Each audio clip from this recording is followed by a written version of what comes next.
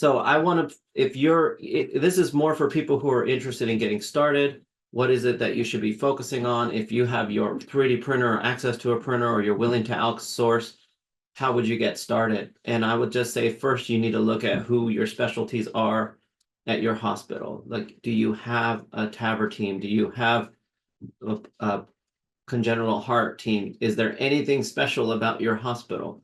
What brings people to your hospital? If that answer is hard for you to come up with, it might not have a real reason to have too much 3D printing, but I'm not saying rule it out, but I would say this might be the best way to start, is those specialties that people are referring to your hospital probably need some help.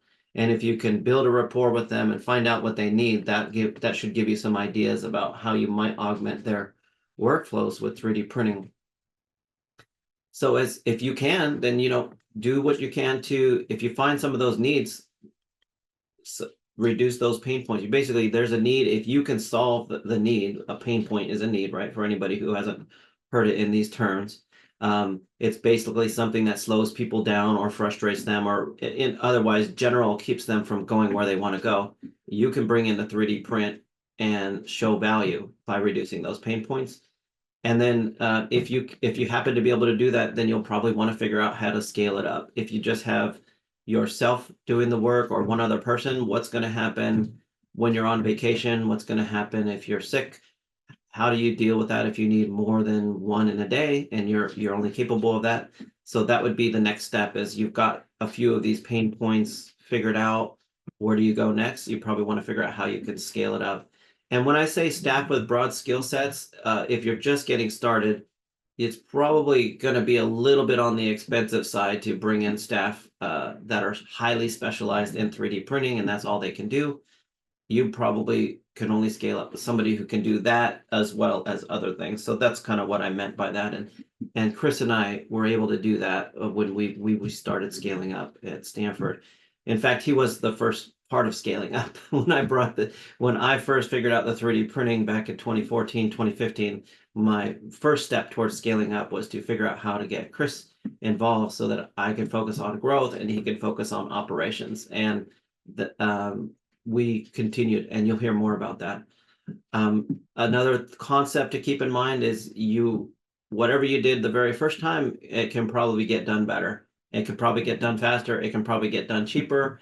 And you'll want to do that to be able to really scale up with the amount of resources you're going to have, which are probably going to be fairly minimal until you can really show the value.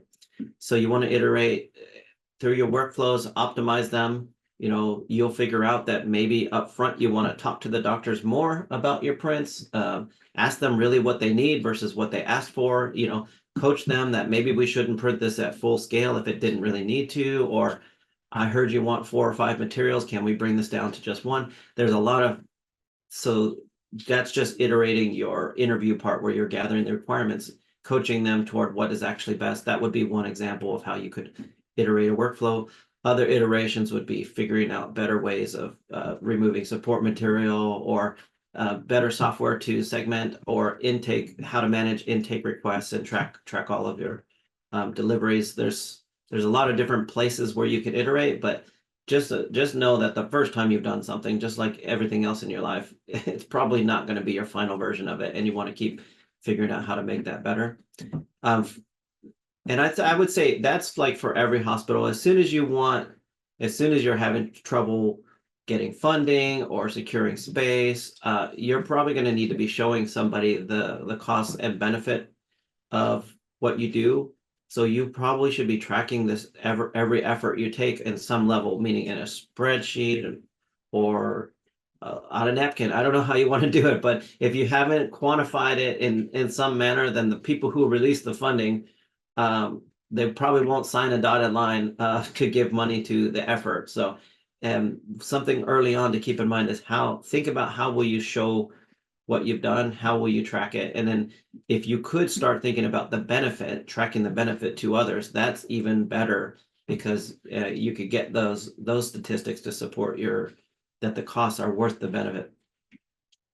A very difficult part of this is securing space. If you can't have your own secured space, if you don't have a room for your 3D printer or a place to work locally or whatever, then that's going to be hard for you to be reliable to provide these 3D prints when requested.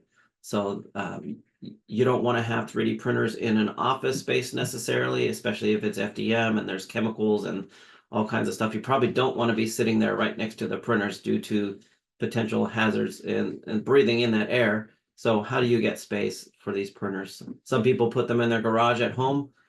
That might be a great place to start. I don't know where everybody here started. I might, but that is a part that you have to secure up front.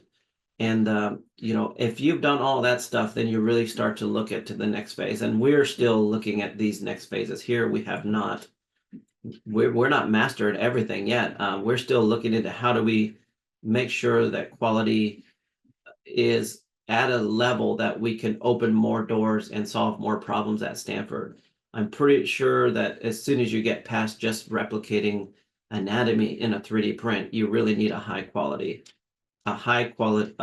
very high detailed quality management system. And we're in that phase right now. I think Chris is going to expand upon that. And I'm not going to keep reading all my points here. You guys can see the rest, but my goal today, different than my other talks, was just to show if you wanted to get where we got in a 10-year period, these are some of the general ideas you should be aware of up front, so you can kind of put them up front of you and try to meet some of these as you go through your 3D printing experience.